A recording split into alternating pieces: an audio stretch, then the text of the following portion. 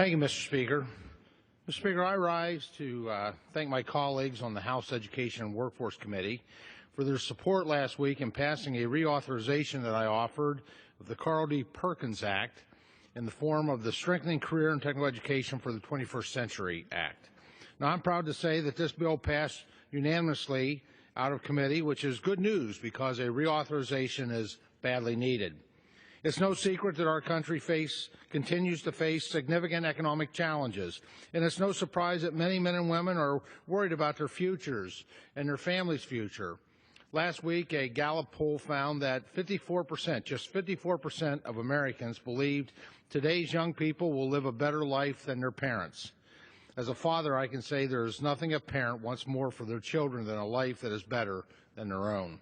When you hear that only half of all Americans expect their children to have a brighter future than they did, it becomes clear that we need to do better.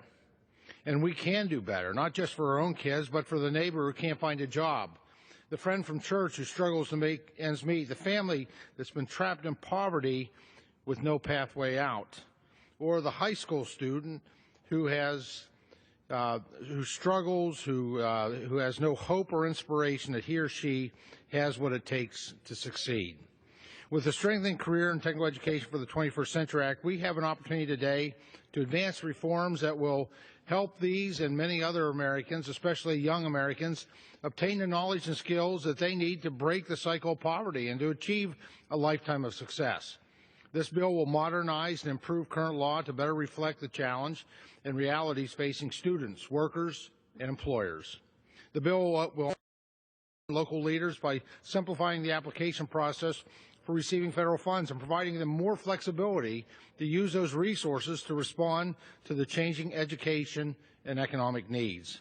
These reforms will help state leaders focus on preparing students for the workforce, not duplicative or overly prescriptive federal requirements, and enable them to determine the best way to do so. To increase transparency and accountability, H.R. 5587 streamlines performance measures to ensure secondary and post-secondary programs deliver results, helping students graduate prepared to secure a good-paying job or further their education. The bill also includes measures to provide students, taxpayers, and state and local leaders the information that they need to hold CTE programs accountable for delivering those results.